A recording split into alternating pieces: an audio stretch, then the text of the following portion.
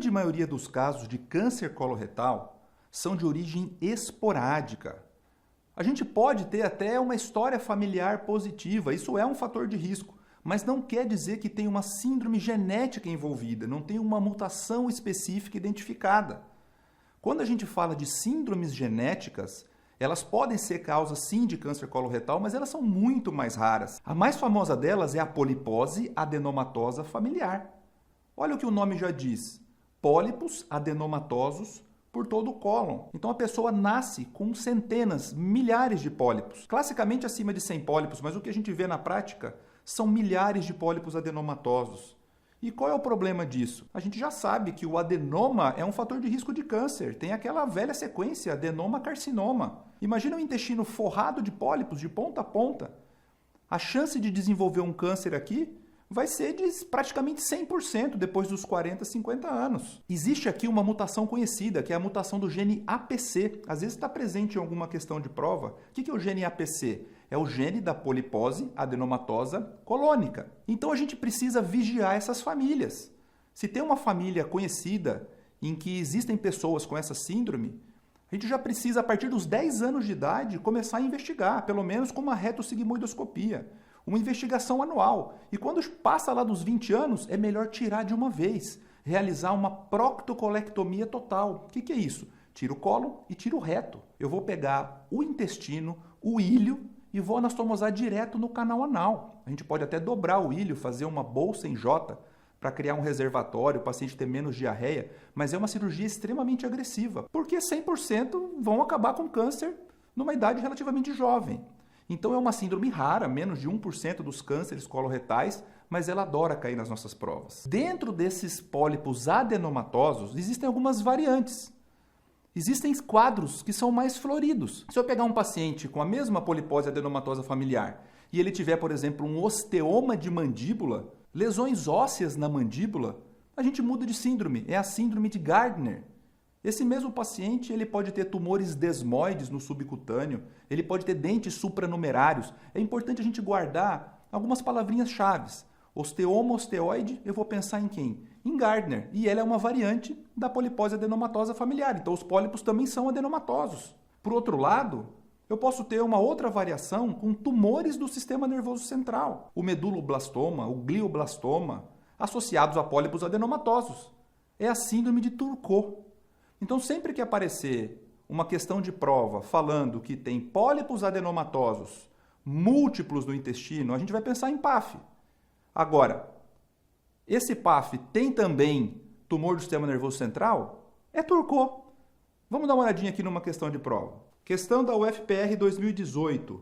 Qual das síndromes polipoides intestinais está associada a tumores do sistema nervoso central? Agora ficou muito fácil. Tem um monte de nome difícil aí, mas a resposta está na letra E, síndrome de Turcot. Agora ficou fácil, uma pergunta muito direta. A gente precisa associar os nomes das síndromes com alguns achados característicos.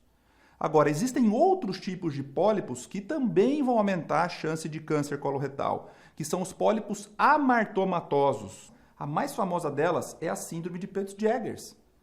Essa síndrome tem fetiche em algumas provas, adora cair. Importante a gente saber que aqui os pólipos são amartomatosos, não são mais adenomas. Eles também têm risco de malignização, só que aqui eles são muito maiores, são já quase como que tumores. Não só dentro do cólon, mas também no delgado, no estômago.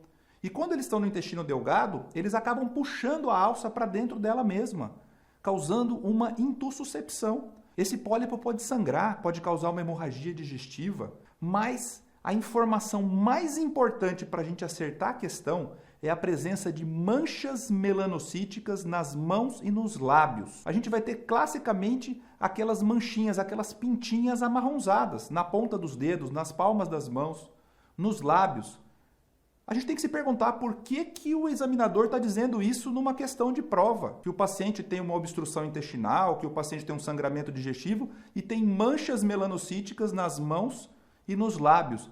É porque ele quer dizer síndrome de Peutz-Jeghers, é para a gente acertar a questão. E isso torna o assunto muito fácil de acertar a questão em prova. Questões muito objetivas e diretas. Agora, tem várias dessas síndromes polipoides muito raras. Por exemplo, a síndrome de Colden. O que a gente tem que lembrar do Colden? Além de ser um amartoma, ele tem câncer de mama. Então, quando eu falar de Colden, eu tenho que lembrar de câncer de mama. Existe uma outra folclórica, que é o Cronquite Canadá, né, que também é amartoma, mas o que a gente vai lembrar disso? Da alopécia, perde os cabelos. Então, a gente vai ter o canadense careca. O canadense careca, alopécia cheia de pólipos amartomatosos. É o tipo de questão que, se a gente conseguir realizar uma pequena associação, a gente acerta. Vamos ver uma questão clássica de prova. Hospital de Olhos de Sorocaba, 2019. Uma mulher de 46 anos procura o pronto-socorro com quadro de dor abdominal tipo cólica, acompanhada de náuseas e vômitos. Então, a gente tem cólica, náuseas e vômitos. A gente já tem que pensar numa síndrome obstrutiva. Refere episódios anteriores semelhantes que melhoravam com antiespasmódicos, além de um episódio único de enterorragia em pequena quantidade. Então, alguma coisa que obstrui e que pode sangrar. Até aqui tem várias possibilidades. Só que, no exame físico, ele me diz que existem lesões pigmentares mucocutâneas em lábios e nos dedos das mãos. Por que ele está dando essa informação num quadro de possível obstrução intestinal? Lesões pigmentares mucocutâneas nos lábios e nas mãos. Isso aqui é síndrome de Peutz-Jeghers, não tem dúvida. Então, sempre vai vir uma informação que vai ajudar a gente a acertar a questão. Aqui nessa questão, ele ainda coloca a síndrome de Colden lá embaixo, para a gente lembrar que existe, né, principalmente relacionado ao câncer de mama. Mas é uma questão clássica de Peutz-Jeghers.